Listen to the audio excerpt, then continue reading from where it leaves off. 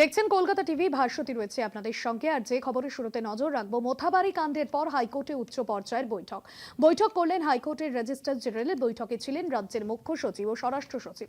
ট্রাইব্যুনালের পরিকাঠামো, বিচারকদের নিরাপত্তা নিয়ে আলোচনা। পীযূষ কান্তি নাগ রয়েছেন ফোন লাইনে। পীযূষ কান্তি, কি জানা যাচ্ছে, কি বিষয়ে বৈঠক হয়েছে?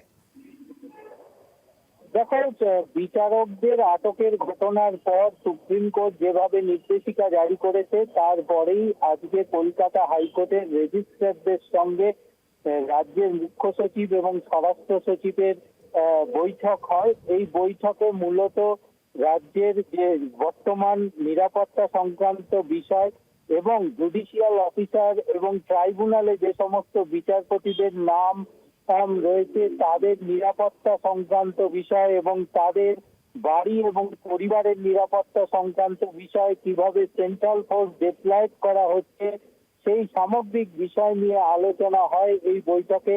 পাশাপাশি তুমি জানো যে ট্রাইব্যুনাল গঠনের যে নির্দেশিকা জারি হয়েছে, সেই ট্রাইব্যুনালের ভবন স্থির হলেও তার পরিকাঠামো কিন্তু এখনো পর্যন্ত তৈরি করা যায়নি।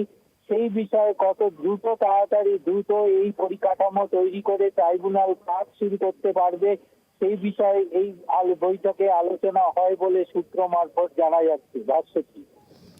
একদমই, ধন্যবাদ জানাবো তোমাকে।